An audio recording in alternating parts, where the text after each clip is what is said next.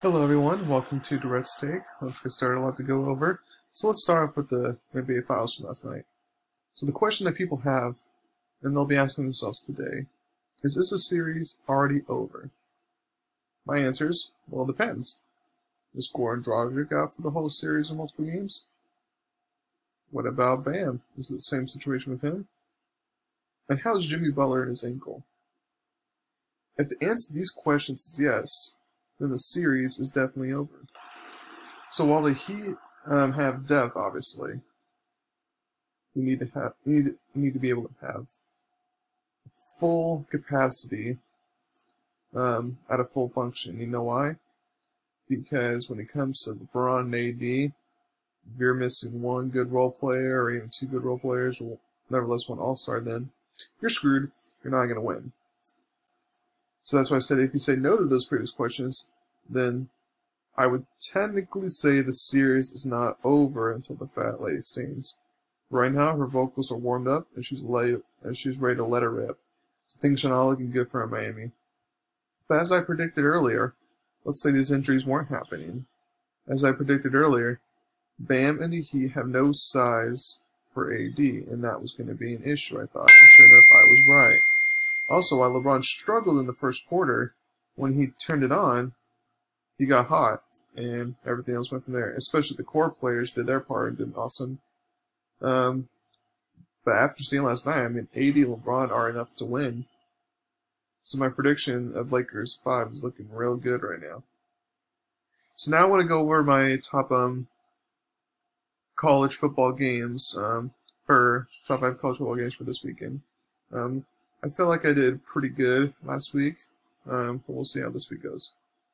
So, top 5. So number 5 will be Virginia versus number 1 Clemson. So for me, I've said this before the season started, but with a new starting quarterback, I feel Virginia is just the middle of the pack ACC team this year, unlike last year. Beating and playing a Duke team who will struggle to win a game this season doesn't impress me. Now, if Virginia keeps it close or even upsets Clemson, but let's just say it keeps it close and Clemson, then we can talk. But this should be like last year, a blowout. I'm the winning like by 4 touchdowns at least. Number 4 is 25 Memphis versus SMU. So battle of unbeatens here. This is an important game. I don't think Navy will contend in their division like they did last year. And Houston is on a still have to wait and see approach until Lane's not there and Tulsa's not there. So that means the winner of this game most likely wins their division to play in the American Conference Championship game, which is important and keep their New Year's Six bowl hopes alive and stuff like that. So since Memphis has been dealing with COVID issues, and it's at SMU, and SMU is a good offense, I'm going to take SMU here for the upset. I'm going to take SMU within possession. Yeah, it's going to be in the 30s in my opinion. Good scoring game. 3, 18 Oklahoma versus Iowa State. So now this will be interesting. We've seen before when Oklahoma got their one loss, how they respond. They respond by winning the rest of their games against the playoffs. Will happen again this year?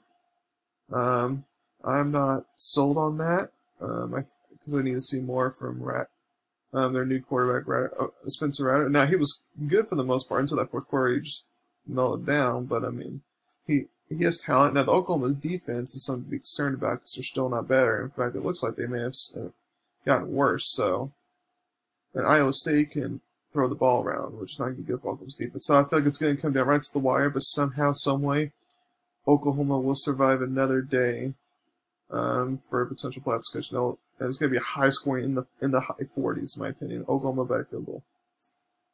2, 13 Texas A&M versus 2 Alabama.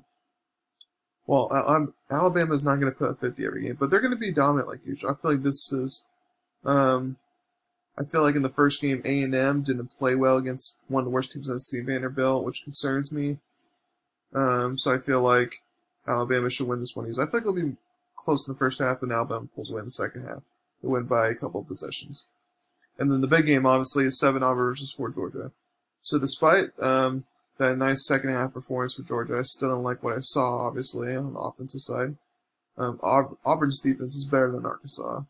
So Georgia can't afford to make any mistakes. They're going to have to be crisp. Now, JT Towns is clear to play. Now, will he play? I'm not sure, but he should play if he's clear, since he's cleared. So we'll see how that goes. But whoever loses this game is most likely not going to go to the playoffs. So it's very even Georgia wins their division, they would still have to face the winner of this division. So it's still going to be hard for them. And then Auburn on the other side still has to play Alabama, so it's going to be hard. So it's an important game here, but somehow, someway, I'm going to take Georgia here to survive barely in a low-scoring game, like 19-17, something like that, just low scoring. So this is my predictions for this week. I want to go over my top 10 teams for college football after week 4. And some things on here has changed, obviously, now that the SEC has played a game, but some things haven't. So let's start off. Now, my number 1 team is still Clemson. They had a bye week, so I can't flag them for that. They're still a team to beat. Number 2 is Alabama. Like I said, they're not going to put up 50 or 60 anymore to it, but they're going to be dominant. Mac Jones, it's not too bad, and he'll be just fine. He can lead them to the playoffs, in my opinion. 3, again, this is not what I'm projecting. This is what, based off what I have seen, before you flag me on this one, but I have Mississippi State at 3. Now, Mississippi, like I said, Mississippi State's not going to be there by this year, but right now, that was an impressive one against LSU, and I know LSU is rebuilding, but LSU should still win at least 6 games, maybe 7 if they're lucky, probably 6 now with that loss, but they're still going to be a good, decent team. And if Mississippi State can put up those numbers against an LSU defense, while again, rebuilding, still has talent, then imagine what they could do against Auburn or Alabama and contend with them. So I think Auburn and A&M especially need to be on high alert for Mississippi State to be a potential threat there. 4 is Florida. I mean, the defense concerned me against a rebuilding Ole Miss team, but this offense will be very hard to stop. They may finally win a division over Georgia this year, no joke. 5, Georgia. Defense is still great, but their QB issues need to be resolved quickly if they want to even sniff the playoffs this year, because they have a hard schedule. 6, Auburn.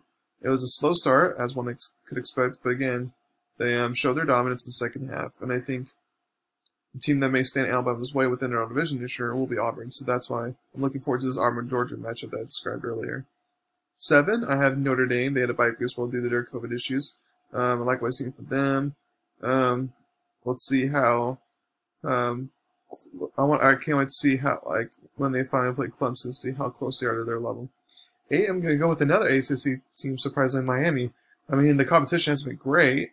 The Louisville women may not look as good as they hoped right now, but they're just dominating everyone right now. The real test is when they face a North Carolina or Notre Dame type team, but Durrett as their quarterback finally gives them hope for this season. It's going to be interesting to see how it goes down there. 9, I got BYU. And I know their competition is even worse, not there, but after Saturday night, they proved that the Navy game wasn't a fluke, that they're for real. They've outscored their opponents, 2 opponents so far, 103-10. That's the best. Enough said. So we'll see if they can continue this up and don't have a slip up. 10, I'm going to go with the Group of 5 team in UCF. Now, again, this is not where they're going to end because I feel like Cincinnati's better. But right now, UCF's just looking really good, especially on offense. Their defense concerns me, but their offense is looking really good. So it'll be interesting to see when they play Cincy who has the edge there. And then teams that are on the edge of making this top 10 list, you got like North Carolina, Virginia Tech with half their team not even playing, and they still blew out North Carolina. That's impressive right there. Texas, they were in my top 10, but after that unconvincing performance against Texas, I dropped them out for now. Oklahoma State barely in the top bubble, and then Louisiana is my other Group of 5 that would be considered. Okay, so now to wrap things up, I'm going to go over my NFL predictions for this week. So for tonight's football game, Denver versus New York Jets, the battle of the uglies, I call it. Now Denver is naturally a good team, but with all the injuries, now they became ugly basically. But I'm going to take Denver in this game, even though it's at New York, just because Denver has enough talent to win a show, and Jets are, besides Sam Darnold, just completely injury riddled, and with Adam Gase this close to being at the door, it's just, I don't feel like it's going to look good for the Jets. And then you got Cleveland versus Dallas, and this will be a very interesting game. I do feel like it'll come down to one possession, but if Dallas can just stop the run and force the Browns to pass the ball, then they're going to win this game automatically, because I don't trust Baker Mayfield's arm. If it's just a passing all 3 downs type of situation type of game.